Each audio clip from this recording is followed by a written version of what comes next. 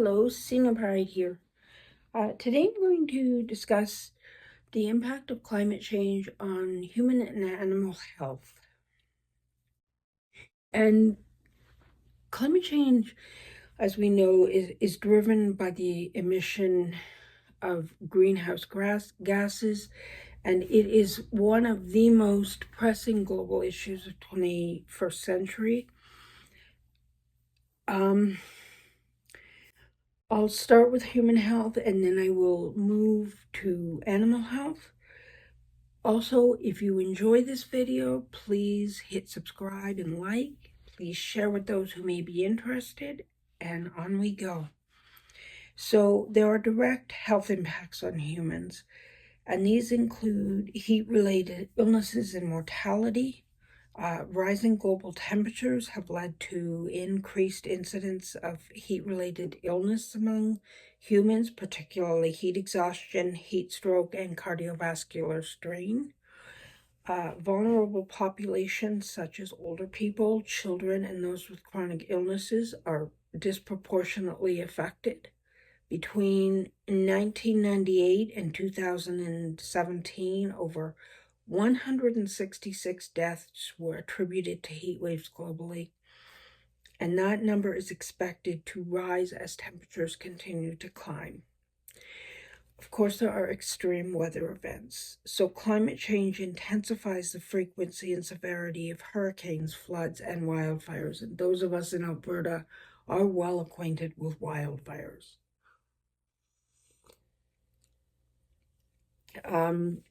These events lead to immediate fatalities and long-term consequences, including trauma, displacement, and reduced access to essential healthcare services. So again, those of us in Alberta were painfully aware. We're here many kilometers away from where the fires start. Here in Edmonton, we suffer the effects, which is disturbing because it basically means the whole of Alberta is affected. In Pakistan in 2022, the severe flooding displaced over 30 million people and increased waterborne diseases like cholera. There are also direct health impacts on animals. So there's habitat loss and heat stress. Heat stress affects livestock productivity, including reduced milk yield in cattle, decreased egg production in poultry, and lower fertility rates. Wild animals are particularly in polar regions, are facing habitat loss. For example, Arctic species such as polar bears and walruses are suffering due to shrinking ice habitats, and this disrupts hunting patterns and access to food. Of course, they experience increased mortality from extreme events. So extreme weather events devastate animal populations. Wildfires exacerbated by prolonged droughts destroy habitats and kill millions of animals annually. For example, the 2019-2020 Australian bushfires killed or displaced an estimated 3 billion animals, including mammals, birds, and reptiles. What are some of the indirect health impacts on humans? Well, vector-borne diseases. So changes in temperature and precipitation are expanding the habitats of disease-carrying vectors such as mosquitoes, ticks, and fleas. Diseases like malaria, dengue fever, and Lyme disease are now reaching regions previously unaffected, increasing human vulnerability. Respiratory illness. Worsening air quality driven by increased wildfires and higher concentrations of ground-level ozone exacerbate respiratory conditions like asthma and COPD, chronic obstructive pulmonary disease, and the children and older people are particularly susceptible to these impacts. Food and water insecurity. Climate change disrupts agricultural productivity through altered rainfall patterns, droughts, and increased pests, leading to food insecurity and malnutrition. Simultaneously, water scarcity and contamination from flooding contribute to the spread of waterborne diseases. As I said, these are indirect health consequences to humans, but there are also indirect health consequences to animals, and that includes the spread of diseases. So climate change facilitates the spread of zoonotic diseases, and these are diseases that are transmittable between animals and humans. Climate change also facilitates other pathogens within animal populations. Warmer temperatures allow diseases such as avian influenza and African swine fever to thrive, causing outbreaks that devastate both livestock and wild populations. There is a disruption of migration and breeding patterns. So many animals depend on stable environmental cues for migration and breeding. Climate change disrupts these patterns, leading to mismatches between breeding cycles and food availability. So, for example, migratory birds may arrive at breeding grounds too early or too late, reducing reproduction. There is a loss of biodiversity. Rising temperatures and extreme weather events contribute to biodiversity loss with cascading effects on ecosystems. As apex predators like tigers or keystone species like elephants decline, entire ecosystems can become destabilized, exacerbating ecological and health challenges. Now, as I said, zoonotic diseases transmit between animals and humans, and this affects the entire animal and human populations. So, because we share a profound interconnection when it comes to health risks, over 60% of emerging infectious diseases are zoonotic, with climate change acting as a catalyst for outbreaks. So, warmer temperatures, changing precipitation patterns, and deforestation increase human wildlife interaction, facilitating the spillover of these diseases. Now, the COVID-19 pandemic, while not directly linked to climate change, is a painful reminder of how interlinked global health is.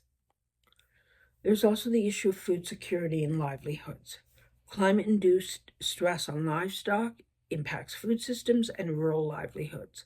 Livestock losses from extreme events such as droughts and floods deprive millions of people of food and income.